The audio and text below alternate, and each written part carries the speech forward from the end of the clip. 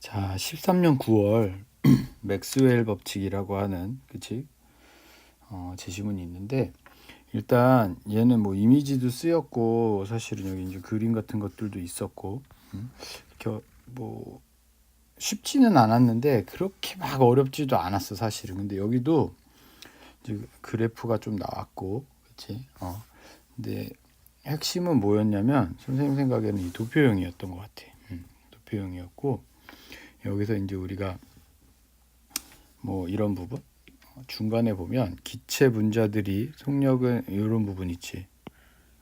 다른 조건은 그대로 두고 온도만 올리면 기체의 평균 에너지가 증가하고 꼭지점이 속력이 빠른 쪽으로 이동한다. 그래프의 모양이 납작하고 넓어지는데 여기가 이제 인과지 사실은. 이는 전체 분자수가 변하지 않았기 때문에 이런 게 이제 원인에 대한 분석인 거야 사실은. 얘를 한번 정리를 한번 해보면 뭐 그런 거지. 이 부분에 보니까 기체 분자들의 속력은 질량에 의해 결정된다. 온도가 올라가면 그치? 에너지가 증가하고 꼭지점의 속력이 빠른 쪽, 여기 이제 오른쪽이었거든, 그치?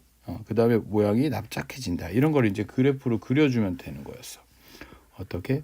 온도가 올라가고 에너지가 올라가는데 그럼 빠른 쪽, 빠른이라고 적어주던가 아니면 빠른 쪽 오른쪽으로 가고 어떻게 된다고? 납작해진다.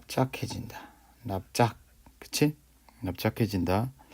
전체 여기를 일단 넘어오는 여기에 대한 이제 설명을 하는 거야. 부연 설명을 하는 거야. 뭐라고 설명을 하냐면 전체 분자수가 변하지 않기 때문에 그래프의 아래 면적이 같아야 한다.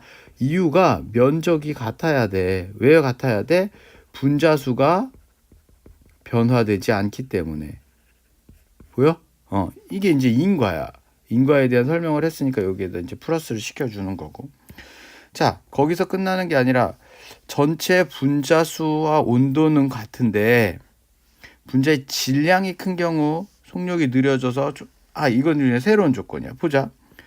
질량이 큰 경우 속력이 빠른 쪽이 아니라 반대로 느려져서 뭐 속력이라고 해줘도 좋을 것 같아. 그래프는 꼭지점이 속력이 느린 쪽으로 이쪽으로 이동하고 분자수가 같기 때문에 모양이 뾰족해진다. 그럼 여기 뭐라 그랬냐면 분자수는 그대로야. 온도도 그대로야. 그랬더니 질량이 새로운 조건이야. 질량이 커. 질량이 큰 경우 평균 속도가 느려지고 그래프는 그럼 느린 쪽으로 간대. 느린 쪽. 칸이 없네. 그래서 어떻게 된대? 그래프가 뾰족해진대. 뾰족해진대. 이 이유에 대해서 일로 넘어오는 이유에 대해서는 여기서 지금 설명을 했지. 이 이유에 대해서도 분자수가 해서 면적이 같아야 된다라고 하는 거. 됐어? 근데 이게 왜 중요하냐면 별거 아닌 것 같아도 실제로 문제를 풀 적에 이제 질량이 올라갈 때 혹은 질량이 내려갈 때 이제 속도는 어떻게 되니? 이렇게 묻는다고. 그러면 이게 지금 인과의 과정이 있었기 때문에 이게 내려갔으니까 올라가 이걸 일일이 찾으면 이 과정을 머릿속에서 계속해서 왔다 갔다 해줘야 되거든. 근데 그거보다도 딱 그래프로 이렇게 표시가 되는 순간 올라갈 때 내려가고 이렇게 그냥 아주 직관적으로 확인을 해주는 과정으로 문제를 풀 수가 있어. 해봐. 그래서 예전에는 그냥 이렇게 문제 푸는 것 자체가 그냥 하나의 스킬로서 하나의 어떤 요령으로서 제시를 해줬고 요렇게 그려주면 이제 뭐 뒤에 이제 문제들을 보시면 여기 이제 그래프가 있잖아. 이걸 보고서 이게 뾰족한 거구나. 이게 속력이 빠른 쪽이 이쪽이구나. 그치? 이쪽이구나.